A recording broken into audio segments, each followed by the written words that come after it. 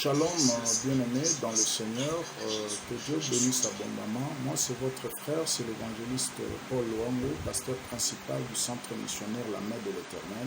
J'aimerais que nous puissions nous partager sur 3 ingrédients d'une évangélisation efficace. Le premier ingrédient, c'est la foi. On ne peut pas aller très loin dans l'évangélisation si on n'a pas la foi, parce qu'il y a des terrains qui nécessitent la foi. Et deuxième ingrédient, c'est le courage. Le courage, ce n'est pas l'absence de la peur. C'est comme disait le fait pasteur André-Jacques Vernon, paix à son âme. Il disait que, dans une définition simpliste, il a dit quelque chose qui m'a toujours touché. Il a dit, le courage, c'est avancer à tremblant. Bon, on tremble, mais on avance quand même. C'est ça le courage. Et le troisième ingrédient, c'est le goût du risque. On ne peut pas aller plus loin dans l'évangélisation si on n'a pas le goût du risque. Il est plus que jamais temps que les hommes et les femmes s'élèvent de partout pour avoir ce goût du risque. Nous voyons ce goût du risque dans la vie des fous de Gadara. Aussitôt sauvés, ils n'avaient pas besoin d'une école biblique ou du baptême d'eau ou d'un diplôme théologique, soit des affermissements, bien qu'ils soient nécessaires, mais aussitôt sauvé, il est allé, il a bougé un rassemblement de 10 villes, une décapole. Vous voyez, cela ne peut être fruit de la foi, du courage et du goût du risque. Vous voyez, nous voyons la Samaritaine. Aussitôt sauvé par le Seigneur Jésus, il est allé annoncer la bonne nouvelle à la foule. Vous voyez, venez voir un homme qui m'a dit tout ce que je fais.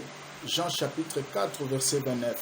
Un message simpliste, mais qui a bougé la ville et qui a mené plusieurs personnes au salut. Tu ne peux pas faire une grande moisson, tu ne peux pas réussir dans l'évangélisation sans la foi, sans le courage et sans le goût du risque. Nous voyons aussi le premier disciple, nous voyons l'œuvre de Philippe à Samarie. Vous voyez ? Alors qu'il n'avait pas d'espace à Jérusalem, Philippe s'est retrouvé à Samarie. Il a annoncé la bonne nouvelle avec puissance et autorité. Il était surpris dans Acte 8, à partir du verset 6, que des foules lui prêtaient attention. Vous voyez ? Et quelques temps après, il s'est produit des guérisons terribles. Vous voyez ? À Jérusalem, il n'y avait pas d'espace, mais à Samarie, il y a eu de l'espace pour lui pour annoncer l'évangile. Et nous voyons dans Actes chapitre 11, à partir du verset 19, la Bible dit, ceux qui avaient cru, ils se retrouvèrent à Antioche et ils ont annoncé la bonne nouvelle aux non-juifs et des multitudes donnèrent leur vie au Seigneur et ils étaient eux-mêmes surpris de voir la main de Dieu les accompagner. J'aimerais dire à quelqu'un, sans le courage, sans le goût du risque, tu ne comprendras jamais que Dieu est avec toi et tu ne réussiras pas dans les champs de l'évangélisation. Il est plus que jamais temps que nous soyons armés du courage.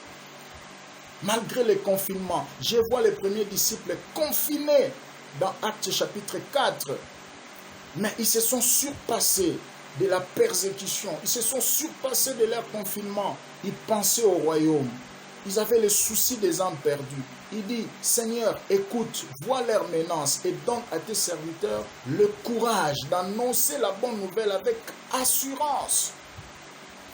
Qui se produit des signes, des prodiges et des miracles. Et la Bible dit, ils ont reçu ce qu'ils avaient demandé de la part du Seigneur. Voyez? Et ils sont allés annoncer l'évangile avec courage. J'aimerais dire à quelqu'un, sans le courage, sans le goût du risque, on ne saura pas réussir dans les champs de l'évangélisation. Parce que chacun de nous a sa culture, a son background. Il nous faut suffisamment du courage. Dans ces temps d'histoire, l'heure est grave. La moisson est déjà là. Levez les yeux et regardez comme disait le Seigneur. Les champs est déjà mûrs. Les décements sont déjà mûrs. Le blé est livré. Voyez, est déjà mûr. Prêt pour la moisson. Voyez, le diable de son côté est en train de tirer les filets pour qu'il gagne un plus grand nombre de gens pour la mort éternelle. Mais le Seigneur Jésus a besoin aussi de ces âmes-là pour la vie éternelle. Il nous faut nous lever maintenant. Nous sommes sauvés pour sauver les autres. Après le confinement, c'est l'évangélisation. Utilisons tous les moyens à notre disposition. Facebook, WhatsApp, texto. Évangélisons au maximum. Et l'une des raisons qui fait que l'Église traîne encore sur la terre, c'est le salut des âmes perdues. Et tant que nous n'avons pas encore compris cela, ça fait triste au cœur du Seigneur. Mon frère, ma soeur, Dieu m'a envoyé, le général de l'armée du Seigneur m'a envoyé vers toi pour te dire que ton nom est déjà sélectionné dans la liste des hommes et des femmes qui doivent plus que jamais s'élever pour l'évangélisation. J'aimerais prier avec toi. Seigneur, je te prie pour mon frère. Donne-lui ce fardeau de l'évangélisation.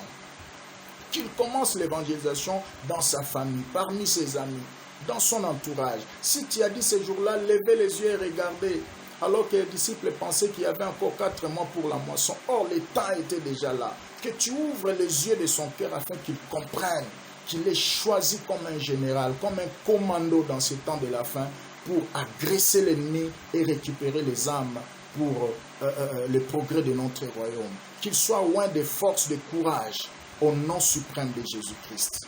Amen.